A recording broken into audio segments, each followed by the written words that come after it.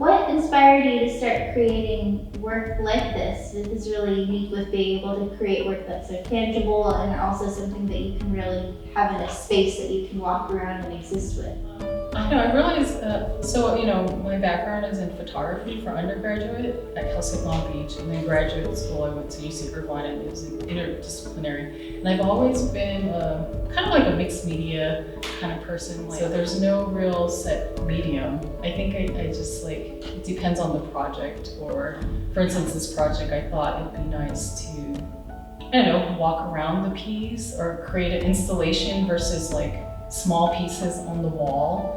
Like, I really wanted to create a kind of like immersive environment. So I thought, an installation would like be a perfect fit with all the natural light coming in. I've heard as well that your work has been described as cyanotypes, and I am not too familiar with the term. Could you explain to me? Yeah, so the piece behind you is a cyanotype, which is also known as sun prints, and it's an early 19th century photo process where you coat a substrate like fabric or paper with a UV light sensitive photochemicals. So I basically coated this fabric pretty much like in the evening where there's not a lot of sun, and then expose it in the sunlight, and then you wash it in water. So I would lay the plants on top of the fabric and expose it to the sun for like 10 or 20 minutes and then wash it in water. And then the geometric shapes behind you are actually cranes, like origami.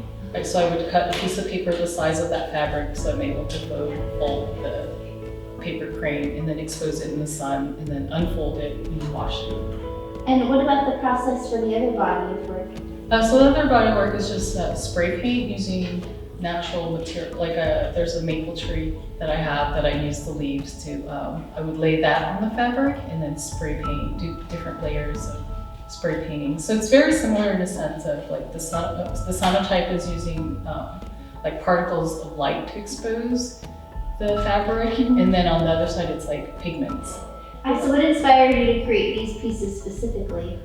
I've been working with spray paint on canvases and paper like this whole year, and using collected vegetation and stuff. So I thought I wanted to, because I knew I was showing the piece behind you, I wanted to create like a piece where it was double-sided, where you can walk around it. So the spray paint pieces in the other room, I thought one side would be the moon transitioning kind of to eclipse, or it can also be a sun. I recently read something in NASA where there's all these images of the sun that's blue, and it's actually a certain ultraviolet light that you see.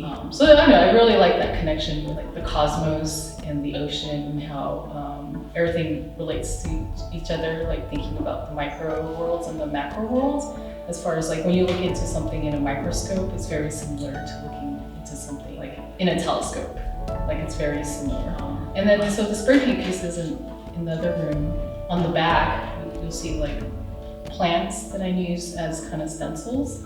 And it's kind of reference to this philosopher I read about named Robert Flood, and he had talked about like there's, for every star in the sky, like it's connected to a plant. And I really was like, thought it was so poetic, and it just felt like just inspiring to me as far as a connection with like the natural world and outer space, and us looking at the stars.